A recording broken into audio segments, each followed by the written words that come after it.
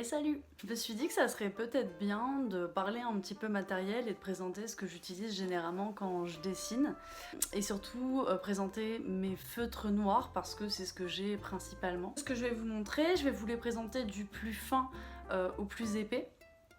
Et en essayant un maximum de montrer les marques, même si des fois c'est des marques asiatiques, donc bon bah ça, je vais vous montrer ce que c'est. J'essaierai d'insérer sur la vidéo des exemples de ce que j'utilise. Et voilà, le tout premier c'est celui-là, il est là, c'est un Unipin Finline 03. Donc j'ai déjà utilisé pas mal de fois, alors c'est des feutres, je sais pas si on peut appeler ça comme ça. Donc voilà, c'est une pointe assez fine, ça donne un trait assez fin comme celui-là, je sais pas si on voit très bien. Il est vraiment top, surtout pour écrire. Il bave pas, peu importe le type de papier, en fait il traverse pas du tout. Je m'en sers principalement pour ça, il sert pas vraiment pour colorier quoi que ce soit. Ensuite, ce que j'utilise, c'est le fameux Papermate dont j'ai parlé 1000 fois, qui est top de chez top. Il sert à écrire les titres et à faire vos formes et surtout à faire vos aplats de noir, à colorier en fait vos doodles, vos petits dessins en noir. Pourquoi? Parce que lui c'est vraiment un feutre, c'est-à-dire qu'il a une pointe fine, mais c'est un feutre, c'est-à-dire qu'il sert à colorier, l'autre pas du tout.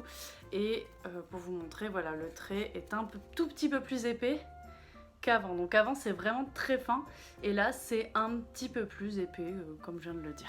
J'utilise celui-ci. Alors lui il s'appelle Touch, mais vous allez voir qu'ils s'appellent tous Touch, et c'est écrit en japonais.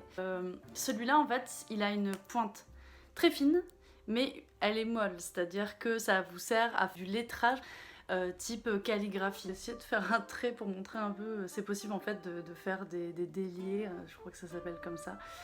Très pratique, c'est aussi bien si vous voulez faire un gros titre, c'est-à-dire vous vous contentez d'appuyer tout le temps.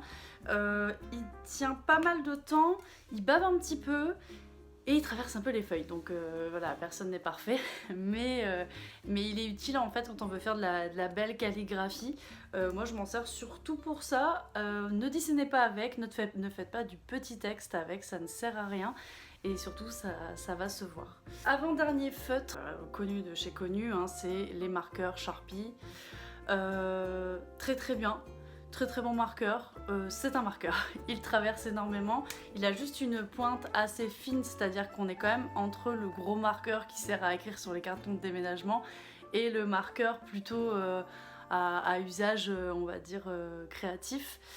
Il est bien quand en fait vous voulez écrire sur du papier pour pas mal de monde et que ça soit visible.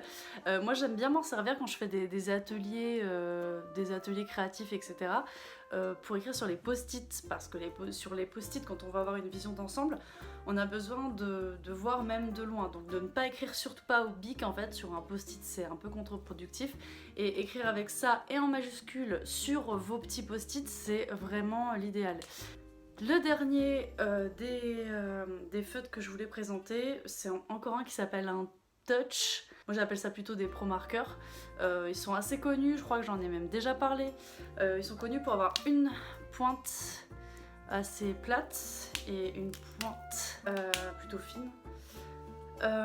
Ils sont bien parce qu'en fait je crois que c'est des crayons à l'alcool qui vous permettent de tracer plusieurs fois un trait, de repasser dessus, et que par-dessus on ne voit pas les différentes couches, les différentes fois où vous êtes passé dessus. Je sais pas si je m'exprime correctement, mais ils sont vraiment top. Alors utilisez avec modération parce qu'ils sont très forts et ils font assez mal à la tête et ils traversent beaucoup de papier. Généralement il faut un papier adapté, mais vraiment parfait encore une fois avec ça. Les deux ensemble pour faire un sketchnote grand format sur une très grande feuille assez épaisse. Vos titres avec ça, votre texte avec ça, c'est l'idéal, et ça encore une fois pour remplir des grandes surfaces de noir, c'est parfait. Voilà. Bon bah j'espère que je vous ai aidé, que j'ai pu un peu vous orienter question matérielle.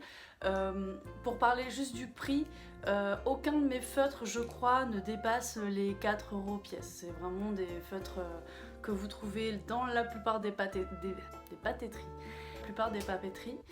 Bon bah j'espère que ça vous aura aidé, et ciao.